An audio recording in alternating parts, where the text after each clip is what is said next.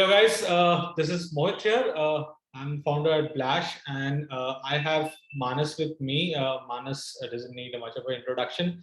Manas was leading growth at Blinkit, right? And we have seen the growth journey for Blinkit for last couple of years. It's been phenomenal, right? So I'm pretty sure Manas had a key role to play there.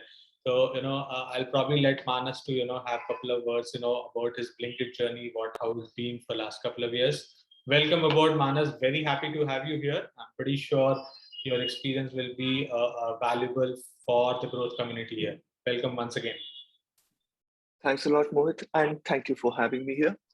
It's a pleasure to have a conversation with you and share some of my learnings, what I've gained over the last 6.5 years over Growfers and Blinkit. Great. At this juncture, I think we are all seeing there is a transformational change which is happening around e-commerce, online commerce, quick commerce in terms of the explosive growth that we have seen for last 2 years, 3 years, right?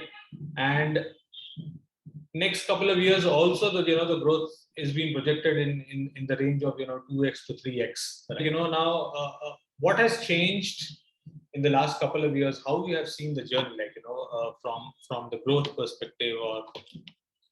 No, absolutely, Mohit. So I think it's a very pertinent question that you asked, right? And if we think about, say, quick commerce, right? And let's go a little deeper into e-grocery specifically, right? E-grocery started out back in around 2013-14. Big Basket, the folks at Big Basket were the folks who actually started the whole concept of e-grocery. Growfers came in around 2014. And some of the other players like the Flipkarts and the Amazons of the world also came in. And primarily, if we think about the pillars for e-grocery, right? It is about giving you access to products, giving you those products at affordable prices and getting them delivered to your home, right? Now, while access and affordability was getting sought for, getting it delivered to your home, the base case was we can get it done by the next day and it's good enough for the customer. And we tried a lot of things, right? A lot of marketing went in across all these players in the ecosystem. But for almost like 6 to 7 years of trying, e-grocery top line across all these competitors was around $3.5 billion of top line, right? Which, if we take the overall market size of about $700 billion, it's less than 0.5%. And that kind of alludes to a slight lack of product market fit, which we were able to achieve in the first stint of this entire e-grocery journey. And I think that's where quick commerce kind of came in, because one of the key elements towards any product or service becoming relevant to someone is having the right product market fit, right? It's about creating a habit in the mind of the customer. And that's where quick commerce started replicating the traditional Kirana store, where you don't really need to plan a lot. You can just relax, enjoy your things in life. And suddenly when you need something, that thing gets provided to you. And I think that was the basic genesis of where quick commerce came in. Now, again, we can go a little wider from there, but I think the most key point to take away from this whole discussion or this particular question is that any product or service, right, will only succeed when you create that as a habit in the minds of the customer. Absolutely. Bang on. I think today, what I have seen, as to continue on the same topic, the challenges right now, every digital brand, they are targeting for their growth strategy, right? And the more and more probably brands are mushrooming, right? So more and more competitive it is becoming, right? So one of the key challenges which I see, and which we are at Blash, we are also trying to address this is, probably retention. Right now, down the line, couple of X years, if I go with the data facts, the digital ad inventory cost has been increased by 2x to 4x, right? So now absolutely, for everyone to acquire Mohit, if I'm spending 100 rupee and if Mohit goes away very quickly, there has to be more sustained strategy around retention, right? There has to be a relook on the thought of how you are trying to retain customers, right? That I think one of the probably key problems in the digital aspect of the digital growth. So maybe what's your thoughts around this? Like, why do you think customer retention is important, first of all? No, I mean, it's a very good question, Mohit. And I think it's one of those things, right? When you think about marketing, it comes with retention and acquisition. And acquisition is generally the more glamorous cousin in that whole marketing thing. Retention is generally the guy who kind of takes the backseat because it kind of comes in as the second leg of the journey. But it's super duper important. And the reason why I think it is very important is because when you look at the success and failure of any particular business, it relies on the CLTV or the customer lifetime value that you can generate. And when we break down, it's a simple equation, right? But when we break down what does customer lifetime value mean, it's basically a product of what your customer is spending every month on the platform times the monthly retention of that platform over a period of say 12 months or 24 months, right? So you recognize that while acquiring customers is important, if you're not retaining them, you're not going to kind of like generate the kind of value that you want from your business. Another way to kind of think about that is when you think about overall marketing budgets for any particular organization, it's a fixed kitty of marketing budgets, right? And between retention and acquisition, it's a zero sum game. So the better retention that you create, the lesser you need to spend on your retention marketing budgets, and the more you have to actually invest into acquisition and grow the business. So to me, that's the very simple equation that lies, and that's why retention is very critical as a problem to solve for any particular business. Excellent insight, I would say, Manas. So you have actually bifurcated a very clear concept, I think, for many of the growth experts also. Retention versus retention marketing, right? So now if I'm able to retain my customers, I will be able to spend less on my retention marketing, and the more budget will go for my customer acquisition and probably equals to the growth, right? Absolutely. You retain your customers so that you have to shell out less on the retention marketing, and the same proposition goes to increasing your customer base. Very insightful thought, right? Never plain vanilla way of customer retention, because it's happening for last 5 years, right? And I think we are standing at a point where we have to probably look little out of the box, look for some innovative more strategies in terms of which focuses on customer retention. So what kind of things that you guys experimented at, Growthers, or any other thoughts in terms of what's changing around this? No, fair question, Mohit. So I think when it comes to retention marketing at Growthers, right? So we generally break down. So the way I described it is how we broke down marketing in Growthers as well, right? So there was the 0 to 1, which is basically the customer acquisition funnel. Which, if we think from a marketing funnel, right? Your marketing funnel goes from awareness, consideration, conversion, loyalty, and advocacy. I think that's the standard marketing funnel which all of us are aware of, right? So the 0 to 1 plays in the funnel of awareness, consideration, and conversion, where you obviously rely a lot on your brand marketing, a lot of your ATL activities to build trust and awareness about the brand and inducing that first trial. So that's like standard, right? The second part of the funnel is your loyalty and advocacy, which is something that you generate through retention marketing. And I think one of the things that we realized over the course of our journey at Brofer/Blinkit was that you need to leverage a lot of data to kind of do retention marketing smartly. Because a very easy way to go about it is just a one-size-fits-all approach, which is generally used in brand marketing. Brand marketing, when you advertise on TV, it's a single message across all user base, right? But once a user has come and transacted on the platform, right, he leaves a certain breadcrumbs of his engagement data on the platform, which tells you what are his priorities, how does he think about things, right? And you need to leverage that data to create an experience which makes him come back to the platform again and again. So that's why when we think about retention marketing, we leverage a lot of data. We generate user cohorts, and those cohorts are very homogeneous individually, but very heterogeneous amongst each other.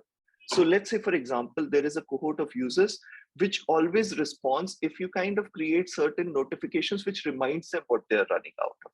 So there'll be a cohort of users who will be extremely responsive. Yeah, these guys understand me, man.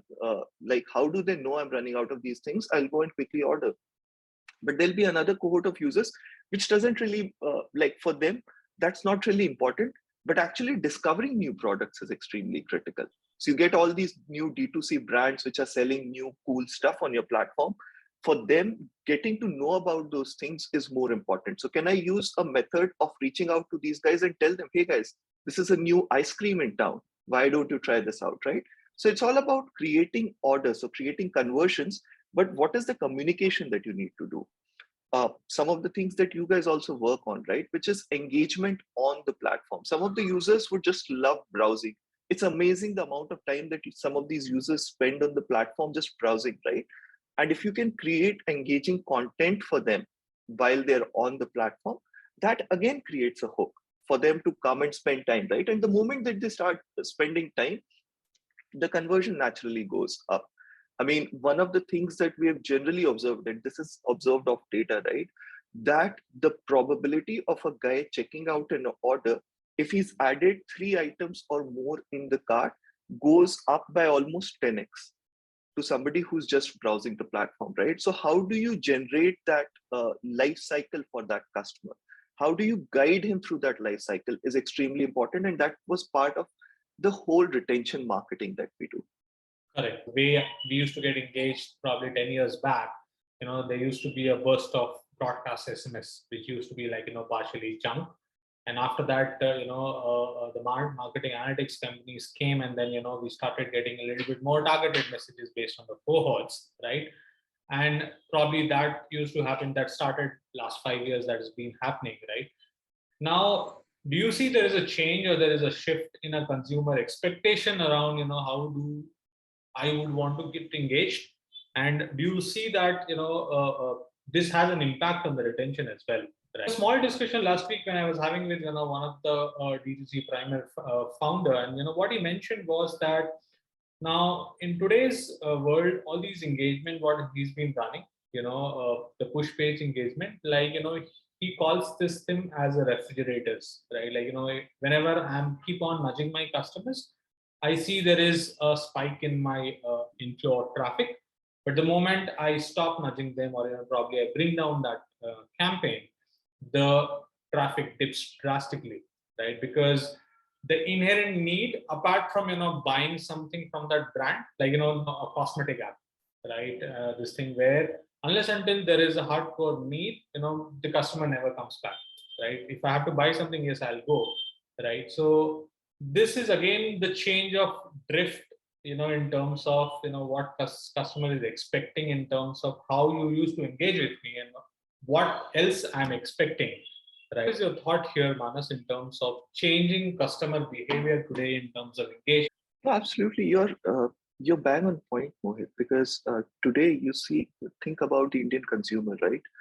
He's completely spoiled for choice. I mean, today the Indian consumer has got more options on his fingertips than he has ever had before. And what that translates into is basically it means a lower customer attention span, right? Which means that it is pertinent for any and every entrepreneur out there to build products that are extremely engaging. Now, as you said, right, like again, the reason why Blinkit started pivoting towards quick commerce vis-a-vis, say, for example, a next day delivery of e-grocery was primarily to drive this engagement, because the next day delivery of e-grocery is something that you would do once a month, at best twice a month, right? And it is very easy to drop off from the customer's attention span if you're probably being used once a month. But if a customer has a drive to open you again and again, then it's a different game, ball game, right? And I think that's where having the right set of product which is engaging to the users is extremely important. Uh, I think a lot of times content plays a very critical role over there. I mean, think about if any of us have, say, InShots as an app on our phone, right? We just get into a habit of probably firing it up a couple of hours. Nobody gives us a nudge. You would really, I mean, I personally, as a user, have pretty much switched off all my push notifications, but still inherently, I would go and open that app, right? Which is the content which is getting me there. What, say, for example, InShots has achieved is pretty phenomenal, right? You've just created that habit where your mind naturally kind of gravitates every couple of hours and says, let me fire up this app and see what's going on. That's the state that you want to move towards. Absolutely. Yeah, means the messaging, the storytelling, probably explaining about the product, why you should achieve this, right? Should become more organic. When the customer comes back onto the platform, there has to be a way where you should be able to connect to your customer, explain about the product, like, this is what it is, so that ultimately customer has to feel that, hey, this brand is actually helping me out, right? That probably, Yeah, would create that 100% organic connect, right? Which is required. absolutely. And by the way, there's a follow-on to that as well, right? Because when you create this engaged customer, let's go back to that marketing funnel, right? Which went from loyalty to advocacy. The moment you engage this customer, he moves from being a loyalist to the platform to being an advocate of the platform. Absolutely. And that what drives your word of mouth marketing, which, by the way, our personal experience over the last 6 years has been is the best form of marketing which is out there. Because when we compare, and we've done a lot of those cohort analysis, when you get customers through referrals and the organic referrals, not the I'll give you 50 rupees and refer customer kind of referrals, when customers come through word of mouth, the CAC is lower and the retention is in a different league altogether. So while you're generating a benefit of creating a loyalist, which you don't need to continuously reinvest in terms of re-engaging, you're also creating an advocate who becomes a marketer for you, a free of cost marketer for you out there. Absolutely. It's very insightful, Manas. Here now, uh, now with the current stage, where do you see, like, next 5 years? I'm pretty sure the growth journey for B2C or any online commerce guys, or folks like Flash or anyone who's trying to, solve these kind of problem statement in terms of where we are creating more value out to our customer, right? Where do you see, like, down the line, 5 years, how do you envision this whole space? See, I think there are 2 points to that, Mohit. The first point is that as we see this journey, right, this will become more and more data oriented and more personalized. So we will move away from the one size fits all saying, oh, there's an Amazon and I'll go there and I'll probably find something, to there's somebody who understands me and provides me the niche solution that I'm looking for. So it will become more and more personalized. And the other thing that will also happen is that as you personalize it, right, uh, the focus on striking a balance between growth and unit economics or sustainability will become extremely critical. And we've seen that play out over the last 7 months, right? Where there's clearly, I mean, a lot of people talk about all this funding winter and everything. I don't think that's the case. I think there is enough and more capital in the market. But that capital is going to gravitate towards businesses who figured out this mix of optimal mix of growth as well as unit economics, not growth at all costs, but actually growth which brings the business to profitability. So I think that's the other major macro direction that this market's going to take.